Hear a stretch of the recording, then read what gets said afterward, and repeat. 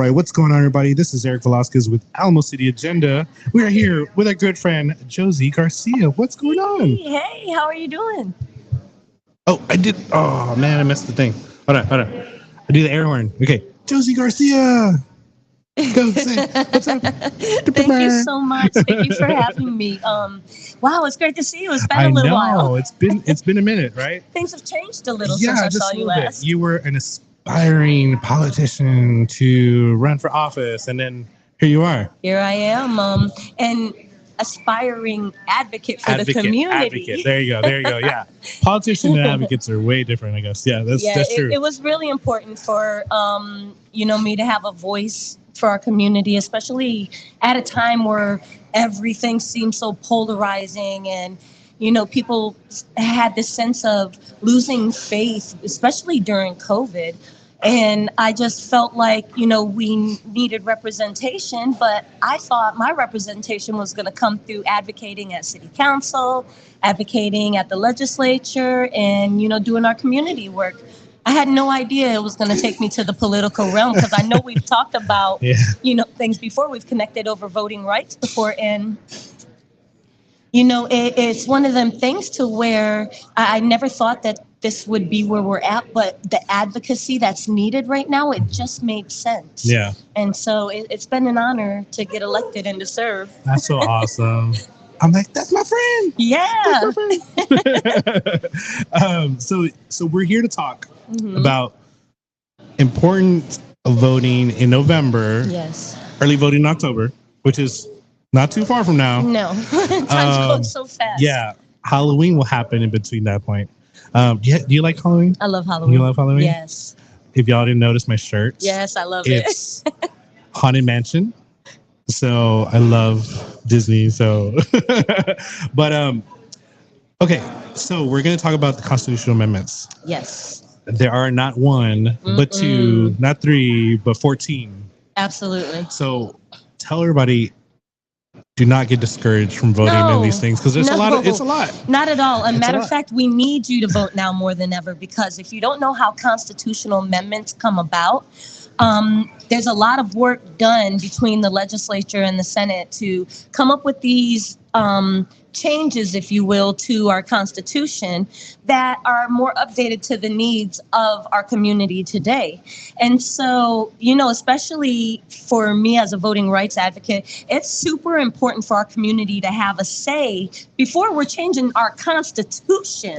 Like, let's think about that. Yeah. The Texas Constitution. We just can't go willy-nilly and just say, hey, we don't like this, let's throw it out, even though it does feel like people do that sometimes. Yeah. But this is the opportunity for it to go back to the voice of the people. And I'm a huge advocate for that. I really think it's important that we're represented in the ballot box. And these amendments are how you can have actually a say in that representation. Some of these amendments are, going to impact you directly. But some of these amendments direct the entire apparatus of the ecosystem and the economic environment of Bexar County, of Texas. And that's why some of these, even though they sound like they're way out of your realm of caring about, right. This is how you can impact, some of these major decisions. Yeah, definitely. And that's why we're going to talk about them. Right. Before we start, we are here at Wild Barley. It's a beautiful place. It's awesome. Yes. The beer is phenomenal. Even if you don't like beer, that's fine. But the food is amazing. And you can see right over there on the inside of Josey, what do we say? Loaves of bread that are just came out of the oven. We got breakfast sandwiches, lunch sandwiches, and greener things. Some salad. Yes. So some beets. They are pretty, it's so good. I just had something right now before you came. Yes. And it was so good. It's always so good. But anyway, so start off. How was your weekend? Great. Yeah? Yeah, real good. Busy. Really, really busy. I had the opportunity to attend a lot of functions since the second special session came to a close. And I'd like to discuss actually where I went Saturday night. It was a gala for the Through Project. The Through Project is an organization that helps children in foster care that are transitioning out of foster care. That's near and dear to my heart and yours as well, actually. And so it was so important to be present, you know, to support this wonderful nonprofit that's been around for 10 years, providing hope post foster care for our young adults who are facing those hardships. Yeah, if we all don't know, Texas is the highest amount of kids in the foster system, and a lot of kids age out as well. Yes. And it's so heartbreaking because you see on, if you've ever been to Texas Heart Gallery online, Texas Heart Gallery shows. I get an email. Yeah, they have a bunch of kids that are basically writing a bio of themselves and basically just trying to get adopted. It's so heartbreaking because I'm like, I really want to, but for us, having they're 6 and 7 years old, it's best to adopt younger. So we'll get there eventually. But yeah, I mean, it's definitely if you have the capacity, try to do it, because a lot of those kids they just want somebody to be there. That's it. They already got like their life already figured out. They already got their college. They're good. They just want somebody to call family. I read one the other day that said, I just want somebody to say they're proud of me. And that just absolutely broke my heart. I had to tell my husband, we have 8 children, blended family. And I had to tell my husband, don't think we're done, because I can see myself adopting a whole bunch of more children. But if you want to help and you want to get involved, please look for Through Project, and also sign up to be a CASA advocate, child advocates of San Antonio. We need mentors. We need help. We need temporary foster families. And, you know, you never know. You might decide that, you know, fostering is for you. I met a woman yesterday who was an adopted mother, and she told me, she said, look, I was on the list to be a foster parent to infant to 7 years old. And they sent me a 17-year-old. And I told them, look, I don't have the capacity for that. Like, I'm just 25 myself. You know, this is a 17-year-old boy, you know, and I don't know if I can handle that. And so they told me, please give us 24 hours so we can find another placement. So they called the next day, said, hey, we have placement for him at a boys' home. And she said, absolutely not. Absolutely not. And she's had him ever since. And matter of fact, in 3 months from now is their adoption hearing. So I'm super excited and super, super just, gosh, you know, you just feel it in your heart, right? Yeah. Well, you know, when we had our adoption ceremony, like our adoption hearing, like it was just like surreal. Like, it's like you have them, but you don't have them. You know what I mean? Like, and it was official. Like, dude, like this is awesome. So yeah, it's a blessing, not just for you, but for that child as well. And thank you for playing your part, because I know that you and your wife have gone through the journey yourselves. To be parents who love somebody, love a child so much that you make them your own, and that's just a beautiful testament, you know, to the wonderful heart that you and your wife have. And we need to find a million more like you. That's for sure. Yeah. I'm not going to go into the other stuff. Part 2. Anyway, so we're going to start with Prop 1, which is the first constitutional amendment. I'm going to read it from these amazing copies that Josey provided. So, all right, this amendment would enshrine the right of Texans to engage in standard agricultural activities on land they own or lease. However, it does not exempt the legislature from regulating these activities to protect public health, animal health, or natural resources. What does that mean? So, when we own our land, we want to own our land. Right. You know, homeowners, landowners, they buy their property for various, reasons and purposes. But what we do know is it costs a lot of money and it's ours.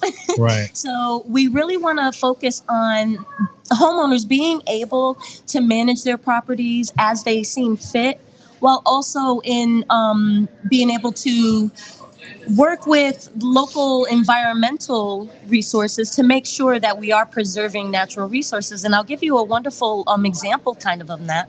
I sit on the Culture, Recreation, and Tourism Committee. And we had an issue that came forward with Fairfield Lake. It's a state park that was leased by the state, and this property was getting ready to be sold. Well, during the selling of the property, it was discovered that there was a burial ground there of free slaves. So now it becomes a historic site. And archaeological digs and research has to happen there. But these are just some examples on how, something natural, something that, is important to the state of Texas and important to our communities can be found on privately owned land. What we do want to do is make sure that there's, compromise, and that it's we got to witness it get a little bit contentious. And, when we're thinking of the bigger picture of the preservation of whether it be our resources or our cultural or sacred grounds, it's important that we have a say in that. So we really want to avoid over-regulation, especially of private entities and private people's lands, but also still have, some oversight in terms of being able to maintain our natural resources, if that makes sense. Yeah, because to me, looking at it, it makes me think like having chickens on your backyard. Oh my goodness, let me tell you, that is a huge issue that still angers some of our representatives today. Because think about it, as one of the representatives said on the floor, and it was Representative Terry Canales, he was like, I literally bought my home, worked all my life to buy my home. I expected this certain type of environment for my home. Right. And next thing you know, I got roosters crowing or chickens outside of my house, or they're on top of my car. I'm paraphrasing. I'm kind of telling the story. But it was a very, very passionate exchange. But, at the same time, when we're looking at the root of the necessity, this law came out and passed during COVID. It was first brought on the floor. I know Representative Phil Cortez was involved in it in some way.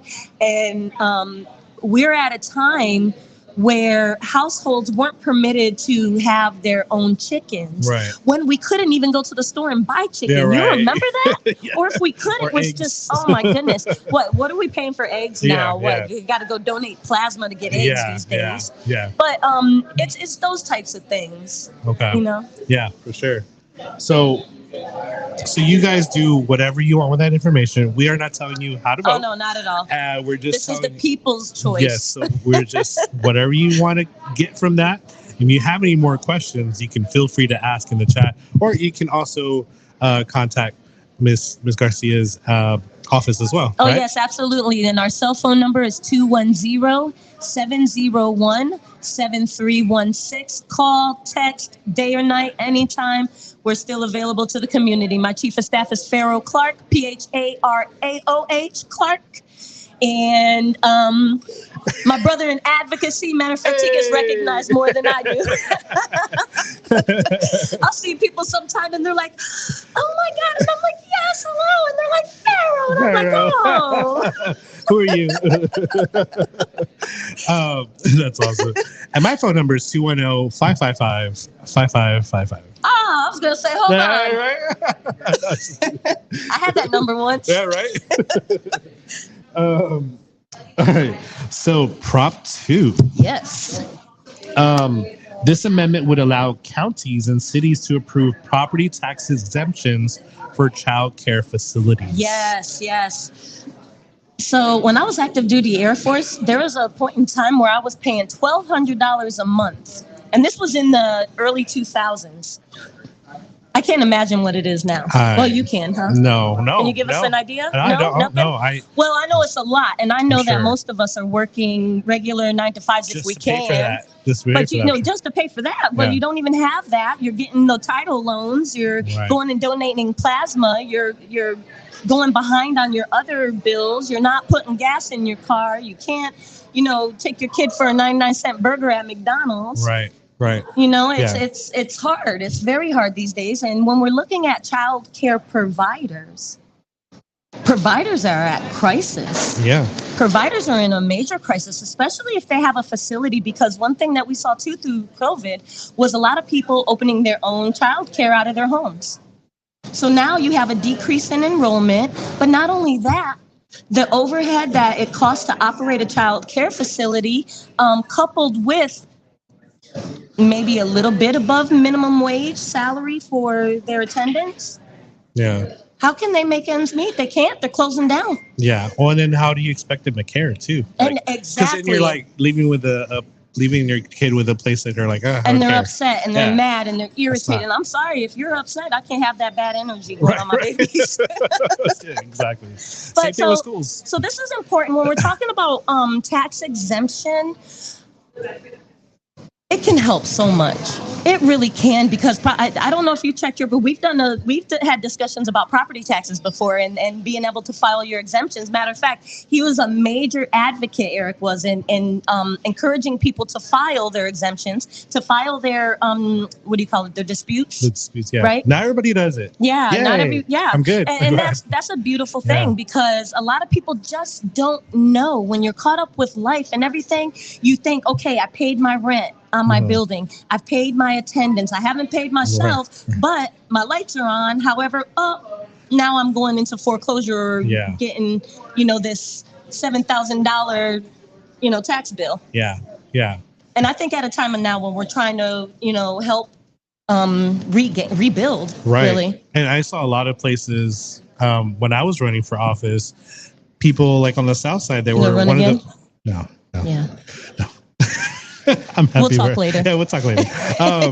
But all the people on the South Side that were in some of the poor neighborhoods were paying double what I'm paying on the North Side. Like and it's ridiculous that they would do that to them. But also, like, it's ridiculous that a lot of the people did not even know that was even a possibility. So protest your taxes every single year, even if you just bought your home. Protest it. Yep. Power of the people. Right. Just like these amendments. Yes. Make sure you make time to vote. Exactly. And also vote for the San Antonio River Authority Director at Large, Bexar County. Yes. Whatever. And get involved in our local elections. It's so important. That's why I asked him if he's running again, because we need good people to run for these positions, whether it be school board, whether it be, city council. There's going to be a lot of changes happening in city council as well. Yeah. Just get involved. It would be great. Number 3. It's titled, which I know. I feel the energy coming off already. These are okay. Some of them have a description there for the it's title. Titled "Banning a Wealth Tax." This amendment. I get the evil eye every time somebody says that one, right? This amendment would ban the state from taxing the net wealth of Texans or businesses. Okay, let's look at this in multiple lenses, here, okay? Yes. Because I know some of our community advocates and our activists are like, hell yeah, that's what we want. We need to do what? Yes. But again, we have to look at the whole picture. Right. Because, if we're overtaxing or taxing, even businesses, not all businesses are run by billionaires and millionaires. Yes. Some businesses are run by mom and pops, like this one. Like this. Yeah. Oh, sorry. Yeah. Like this one. So when it comes down to agreeing to tax an entity, we really run the risk of getting caught up in the tornado of that as young minority families who are trying to reach that so-called American dream. On the entrepreneurial front. Yeah. We want to still make ownership and business ownership attractive. Right. But which we had a lot during the COVID. We had a lot of people just, hey, we'll start a business, but then that would be taxing those businesses as well. Yeah. So I mean, do with that as you will. Right. You can go online, just type in Texas State constitutional amendments, 88th legislative session, and all of this will pop up, and you can read for yourself, kind of get an idea better so before you head to the ballot box. Because once you get there and they give you your big, long ballot sheet, you're pretty much just going to, you're not going to be as informed at that point. Yeah. I used to do that. I'll be honest with you. I used to do that. I used to go, I'm like, sounds good. Who's all right. Right. Who? What? And then I'll be honest too. I would also be even. That sounds like a good name. Yeah, I'll go ahead and vote for that one. Yeah. Okay. I knew a Garcia in school. She was cool. Yeah. I liked her. Yeah. So you definitely don't want to do that. Don't do what Eric does. All right. No, but don't do what Eric used to do. Used to do. So yeah, it's definitely want to make sure you go in there with full knowledge, and then pre-mark your ballot. They have them already on the Bexar County election website, so you could print them out, or you can just make a note. Well, you would write it down because you can't use cell phones Write when it you're down. voting. Just say Prop 1, Prop 2, Prop 3, so on and so forth. Uh, okay, so number 4, Prop 4 is property tax relief. So Oh. let's see if this one is as stated. This amendment would provide $18 billion in property tax relief for homeowners and businesses. This amounts to a savings of $1,300 for the average homeowner. Now, is that $1,300 off your total amount? Because if that's it, that's about 2 cents, 3 cents for your amount. No, it's it's no. I think that's going to be an average, not solid. Because at various, you get taxed based on the value of your property. right. So what we're looking at is a savings of that. What this is really, if we vote for this and this passes, this will be the largest property tax cut in the history of Texas. And again, post-COVID, we're trying to recover. History of the world. Of the world, Craig. Of the world. Of World the world, history is Craig. being made in Texas right now. So you got to get to the polls and be a part of it. Of the world, Craig. So yeah, Okay. and one major concern that we had was and when I say we, I'm a member of the Democratic House Caucus, and one thing that we were concerned about are the renters. Yes, we have our homeowners. Yes, we have our businesses that own rental properties, and but at the same time, renters make up a huge portion of our economics, our economy in the housing market. And so, by the end of this bill being ready to get voted on, there were assurances that we would be able to touch about 40% of renters, because through property tax decrease for their landlords, we're hoping that will reflect onto the renter. Yeah. Of course, this remained to see with these things. Every session we have to come back and see how it went for that time to see if there's any tweaks that we need to change. And but with the constitutional amendments, it's a little bit harder to go back and just update Right. it. Yeah. Erase it. Yeah. And I see different sides of those things as well, like from the renter's perspective and also from the industry just perspective. Like I could see how they're having trouble, and in turn that could affect the renters negatively if some of these things come to pass. They'll be passed. So it's one of those things that's really tricky. And you know what? I'd actually like to talk about this too, because this one, as well as the banning of wealth tax. So let me explain something real quick.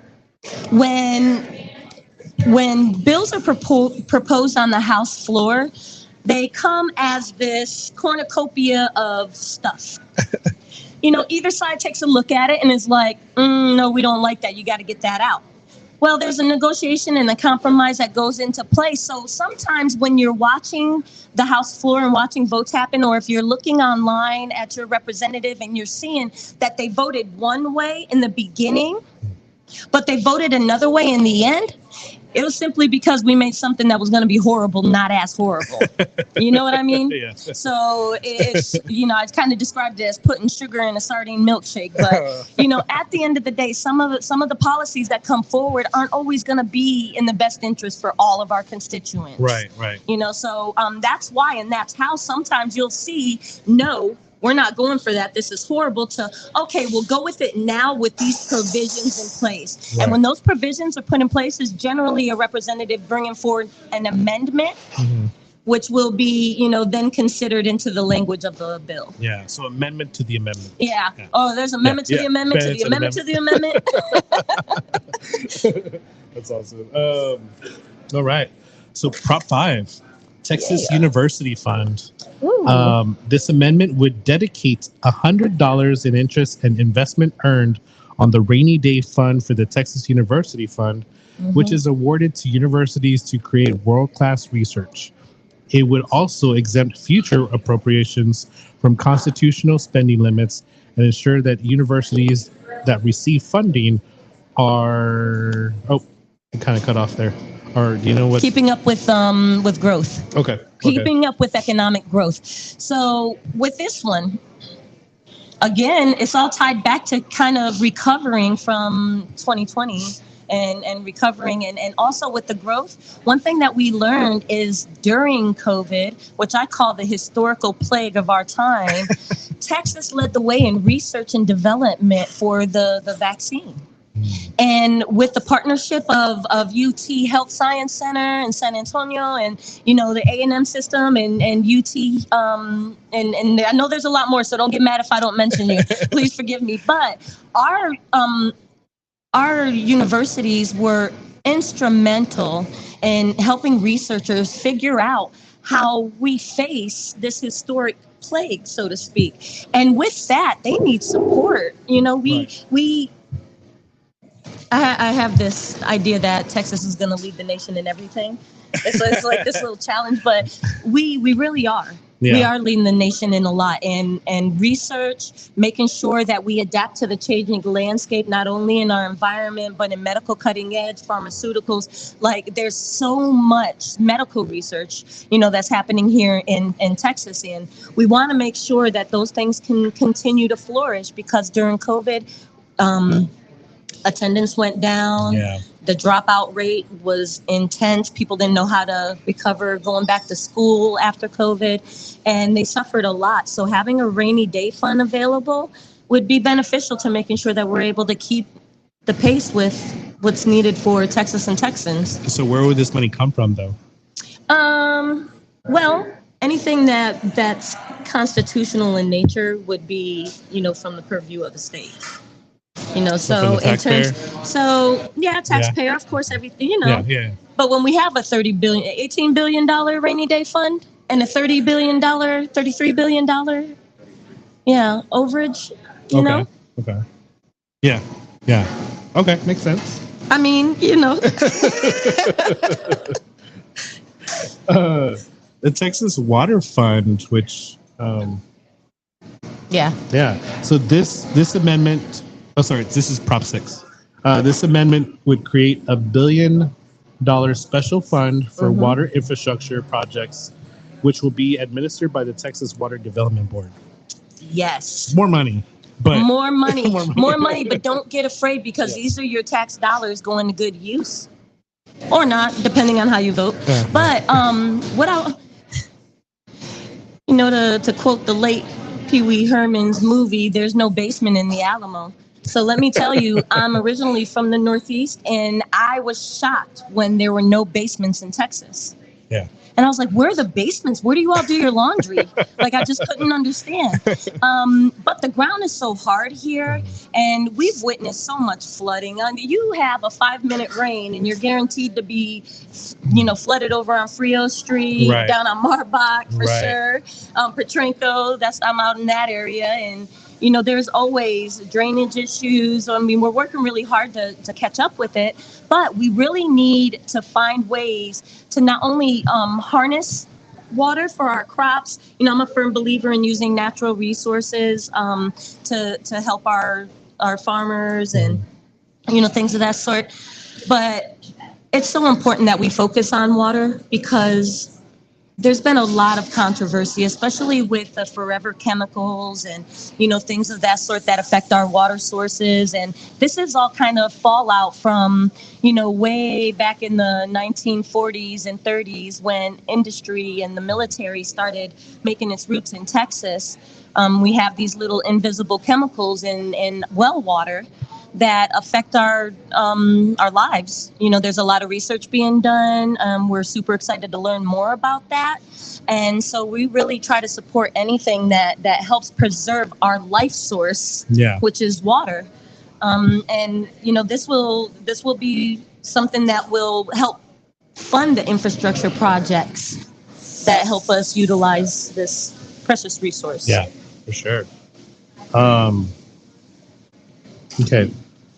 I try not to get too excited. I get a little. Hey, you got to be excited. If you're not excited, then I don't want you here. Right?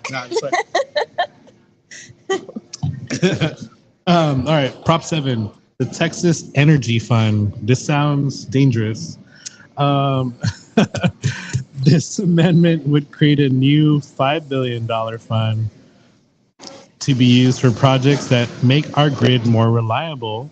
However, the enabling legislation also includes incentives for the creation of new natural gas power plants, which will contribute to climate change. So it's like this is another one that we get in trouble for. Yeah. And again, we have to look at the whole apparatus. If you were here in Texas to experience snowpocalypse, when our power grid went down, when elderly and disabled individuals were left in apartment high rises with no running water, no working elevator, no light to be able to see their medications, their insulin, their diabetes medication, that if you know anything about insulin, you have to draw it to the exact measurement or you can risk a fatal overdose of it. And there were seniors that had gone days without their insulin medication. And literally the heartbreaking stories that we were told over and over again was we thought we were left to die. Mm-hmm. In Texas, we don't expect our power grid to go down. Like, if you think of one place in this country that would be energy independent, that you can go and all hell could break loose and you're still good, it's Texas. And so to see that failure occur, it was, especially having, spent a part of my life in the Northeast. Yeah. Sure. It's like, come on. Yeah. But at the same time, we understand that, the climate's different here. There's different things that we have to worry about here, like weatherization for the heat. Yeah. Sometimes these places, they have outdated equipment. Sometimes their equipment's melting because of the heat. Yeah. So I'm really excited to see that a lot of people put a lot of thought into making sure that we really address the ERCOT and the power grid issue, because we have to have dependable power. Yeah. One life lost is one life too many. Yeah, and we shouldn't have to pay for that specific mistake either. Yes. So. But again, voter's choice. Voter's choice, yeah. I just want to so badly say that. I'll be good. Broadband. And our climate folks, real quick, please. Yes. I just want to address the natural gas versus the look, I love our climate and I respect our resources as much as I love our country and have a heart for service, being veterans, the both of us, right? But when we're talking about reliability, we're looking at making sure that there's various power sources available. So where we have this new power source, the wind turbines that you'll see out in the valley, huge windmills. Oh my goodness. And you know what? They go 300 miles an hour by the way. Yeah. These are a renewable energy source that, doesn't leave much of a climate fingerprint, but there's not enough of it. We also have solar power that we're trying to harness and use, but again, there's not enough of it. And then we're talking about oil and gas, and we want to keep those to a minimum for the most part, but they're super reliable. Yeah. They're reliable. And when we're talking about now adding on more natural gas resources, it might sound a little bit scary, like, oh, this is going to hurt our environment, but it's also reliable. These industries are highly regulated. And where I'm still learning, I'm not an expert about it, but what my focus is making sure that we're holding accountabilities. So please, if you know more about these topics, reach out. Let's have more of a conversation surrounding them. But I just want to let it be known that when we're out there making these decisions for these types of amendments, that we are keeping, the safety of our constituents and our climate in the back, or at least I am, keeping it in the back of my mind when I'm, making these decisions. Okay. All right, number 8. Broadband Infrastructure Fund. This amendment would create a new fund for projects that expand broadband access. We've seen plenty of these things. And in my mind, just because I haven't really caught up, like stayed in touch with it, it seems like they're already doing that. So what is this going to do to help further that cause? Well, we're connecting the dots, number one. Number two, we're going to be putting things into action, like the infrastructures into action. I'm a member of the Broadband Coalition. It's kind of a little mini caucus group run by Representative Trent Ashby. And we're trying to learn as much as we can on how to bring broadband, especially to rural areas like yours. You know, there's what we learned again during COVID. Well, we kind of knew already before COVID, but what we learned is that the demand for Wi-Fi and broadband is so important because your entire life operates off the internet nowadays. Literally, your entire life operates off of the internet. And when we saw kids not able to be in the classrooms, they had to go do online learning. You have online telemedicine now. You have video medicine. You have video courts. Some of our friends have courts that, you know, utilize video courts. And it's so important that we... I'm sorry. Oh, it's him in the back. Sorry, I thought you said something. But our need for access to broadband is something that I'm glad to see. There's going to be a fund that will focus on the infrastructure needs of that, because our rural areas, our deep urban areas, low income, you name it, we need access to the internet in those areas. Groceries. Yeah. Imagine somebody like, I have twins that have autism, my 20-year-old twins. You know, they know how to use DoorDash. They know how to use, you know, the HEB shop and deliver, you know, and I'm grateful that they're with me and we get to monitor and oversee. But there's some people who don't have family to help them. Right. There's some people who don't have the ability to do much for themselves. And while they're sitting back watching the whole world be able to function around them, this is the least we can do is, you know, try to make sure that we're able to have more broadband. My worry is that what if it gets, okay, all right, we're going to fund it, we're going to got this infrastructure, and then, you know, with technology, it changes. What if it changes, we're not using Wi-Fi and we're using some random, you know, thing like that's my worry that. Well, it's going to happen, actually. Yeah. You know, it's not an if, it's when, because as we know, everything repeats itself. But we kind of have to pre-plan with the Y2K. Remember, Y2K came along, we thought everything was going to shut down. Well, we need to have an action plan. Yeah. You know, and kind of figure out what it is that we would do in the case that something like that happened, which probably isn't going to be very far from now, but we got to address the need that we have now. Yeah. And again, if we have $18 billion in the rainy day fund. I mean, I don't know. I just heard that. It's a rumor I heard. But I'm just saying, I think Abuela deserves to have Wi-Fi. Right. So she can listen to her novelas and have the doctor tell her that, you know, her prescription's been renewed. Right. I mean, come on, please. If only we could vote online too, that'd be cool. You know, but you know what you can do though? Two-factor authentication. You can vote on this constitutional amendment. Yes, you can. That's right. You can vote. Yeah. All right, so this one's a big one. I know people have talked about this one constantly. So COLA for retired teachers, which if you don't know what that means, that's cost of living adjustment. Right? Allowance adjustment. Allowance, yeah. Allowance. So this amendment would provide a COLA for retired teachers. That's what it says. Oh, so, that would be a cost of living adjustment. I'm sorry. That's an adjustment. Yes, cost of living. What did I say? No, that we said because for us in the military it's cost of living allowance. Allowance, yes. And here is cost of living adjustment. So when we think about cost of living, how often did we get a COLA increase in the military? Was it once a year, twice, or once a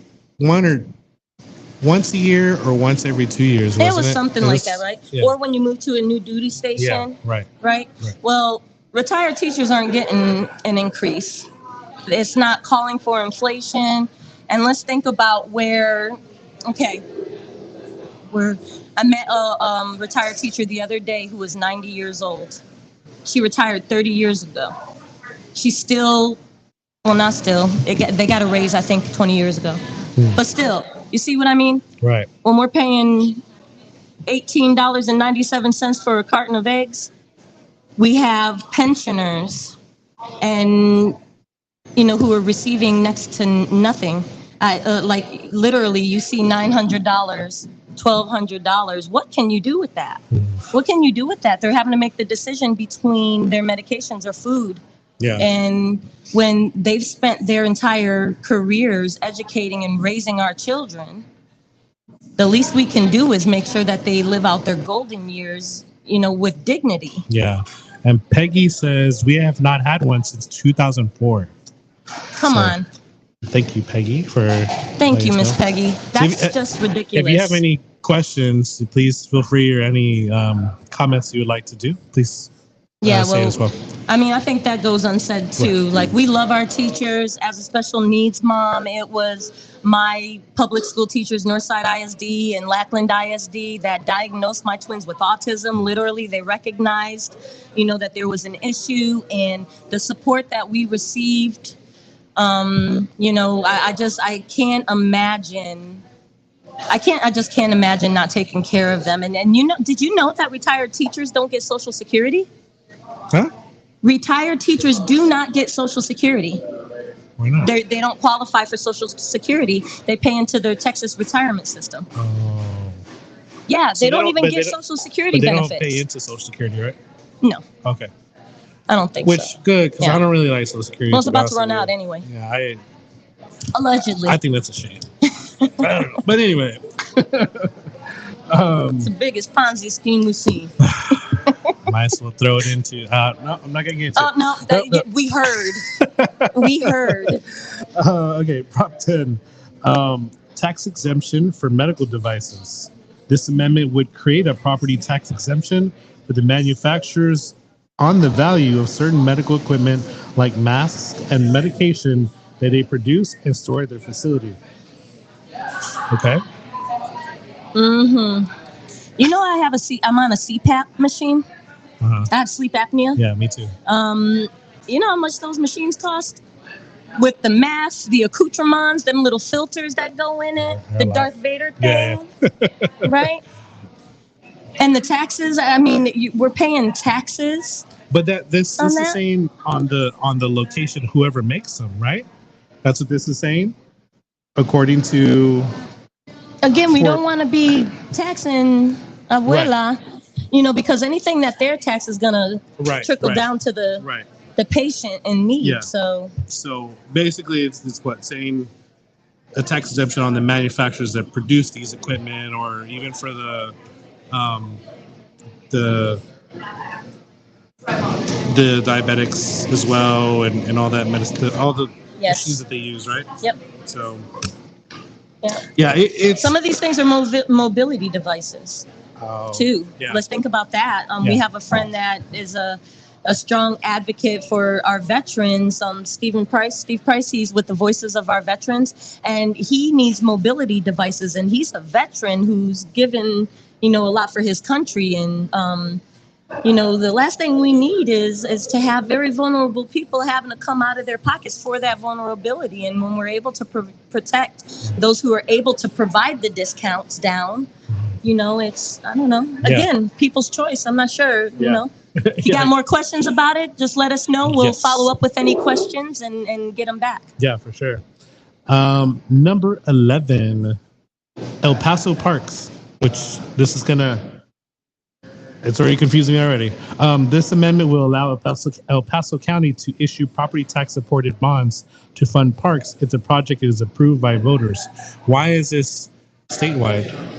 Well, because right now the state has the purview of operating parks, the park systems, and all of that good stuff. And we know that the city's feedback is super important in their needs. We're kind of facing that here in San Antonio. There's a couple of parks that represent, that Councilwoman Haverda is looking to do the food park, the food desert parks too. It's where she wants to take this piece of land in her district, District 6, and plant orchards there to feed the communities. Sometimes you have to ask permission from a lot of other people who don't have any idea of what your property is even used for. And this would be freeing up some of that red tape. For El Paso County. We already have that here where our folks can, they work real well to make those things happen here. Okay. But in El Paso County, not so much. Okay. Yeah, it's weird. Yes. Like, so some of these won't apply to us. Yeah, but we still would have to vote for it. So yes. I mean, do what you will with this information as far as this specifically as well. If you want to see the people in El Paso benefit from it, then vote for it. If not, then they don't. Okay, number 12, abolishing the Galveston Treasurer's Office. Abolish them all. This was a very interesting one. The treasurer actually came and advocated for us to abolish that position. And he was like, look, I really would love for you to have your support because Bexar County doesn't have one. Everything's handled by the district clerk. Clerk, right, Farrell? Yeah. Must be a libertarian or something. I don't know. Well, anyways, here we are. And when that position is being paid $100,000, I'm sure that, there's other things that that county can benefit from if this position is indeed not needed. Yeah. So again, do with what you will there. But that was an interesting one. Yes, he just got elected and advocating for his own removal. Wow, I mean, that's an activist right there. I like that. You gotta, the activist inside of me was like, okay.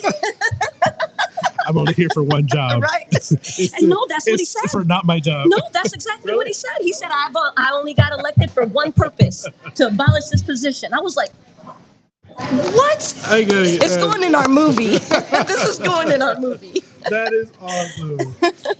Oh, that is. I'm gonna vote for yes for that one. It's 100,000. It's a six-figure position. Jeez. All right. Prop 13, mandatory retirement for judges. Yes. This amendment would raise the mandatory retirement age of state judges from 75. From 75 to 79. It raises the age that a judge can serve as a judge because right now they have to retire at 75 years old. And I'm sorry, but 75 years old today and 75 years old 30 years ago is a little bit different, with the advances in, health and wellness, there's some of our judges that don't want to retire at 75. Some of them want to stay serving, and it is what it is. Allow them to serve if they're not going to get their Social Security. Look, they're elected positions, right? Yeah. I mean, yeah. Voice of the people. If they want to continue service, then.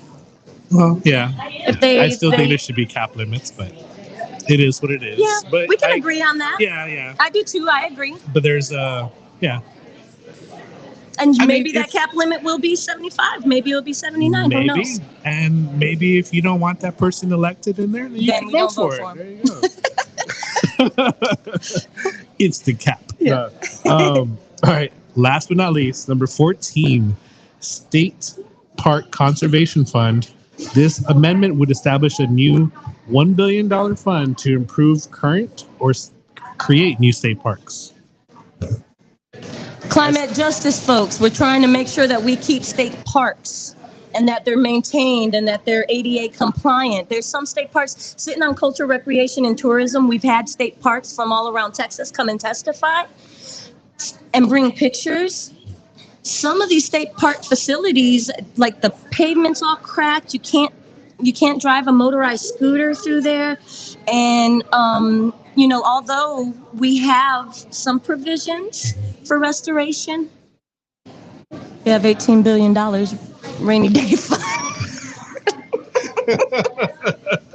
And our state parks, our natural resources, is so important to keep green space. I'm a firm believer that the building, the tarmac, the pavement, all of that is contributing to our to it being hot. Yeah. So as many of our green spaces as we can keep well maintained for visitors to visit, then I think we'll be better off in the long run. Yeah. What if we painted our roadways green instead of white? Because was it white supposed to be the ones? Because they were doing white. Oh, white is recently. horrible. They were doing white. Does this glare? But they were doing it here. Yeah. No, that's horrible. So I'm like, why are you doing it that? Let's try it. You want to try it? We can put a project together and see if we can do a little pilot project. But like, isn't that what they're supposed to be doing already? I don't know. I got to learn about this stuff. Let me know.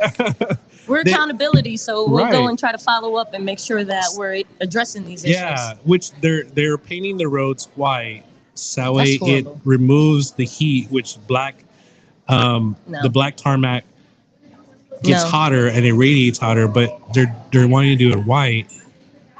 But I was stationed in Iraq and in the UAE, and the sand is white and it's hot. It not only You'll melt your skin not on that only sand. gives you a suntan up here, but even down below Yep. because it's So They were doing construction in my neighborhood and painted a whole street white, and it was literally blinding. Like I didn't like it. It wasn't. I had a physical reaction off of seeing it. I don't understand. Let's shoot for green. Yeah, let's shoot for green. Why not? All right. Well, thank you, Josie. I Thank appreciate you. it. You didn't have to come This down was here. fun. It was. We need a part 2. Yes. Part 2, and then maybe I can help you with your weekly stuff going I'd on. love that. That would be awesome. Our focus is really bringing the capital to San Antonio, to Bexar County, making sure that we're engaging with you all and you have a say in what's happening. We don't do this by ourselves. This isn't something that I do alone. If it wasn't for my team, my Chief of Staff, Farrell, my Legislative Director, Clay Cortez, who's holding down the House in Austin. We have our legislative aide, Nathaniel Hillbrand, our community outreach, Victor Johnson, and our wonderful office assistants, who we lovingly call the Mendoza brothers, Anthony and Azzy. And with all of them, I tell you what, I couldn't be more lucky. We had a wonderful time, and I was really proud to go on the House floor and hear so many that have been part of the institution compliment my team. Like so many people who were deeply ingrained in the institution, been there 20, 30 plus years, talk about how wonderful and respectful and hardworking our team was. So if you all need anything, please reach out and join the team. Yeah, she's not like other people who you reach out and they don't answer you. So To be fair, if you really need me, you got to call text. Well, yeah. Text me. Yeah. Yeah, you were trying to get me on a couple know, ones, and I I'm was like, like- I answered you already. And now you're over here asking me this. But he was making sure he reached me. But yeah, thank you. Thank you so much. Thank you, Wild Barley, for letting us Yes. be here. Come on down, get some food, and you can also go to beignet stand. Not today, but when they're open, and they're pretty good too. They're really good. They have a beignet chicken sandwich. Man. Wow. Yes. Chicken and waffle, huh? I thought it was gonna taste. I'll be honest. I was like, I don't know. I tasted it. It was amazing. Like it's amazing. So, but yeah. Well, thank you so Thank much. you. Have a good day. All right. Appreciate you guys. Talk to you later.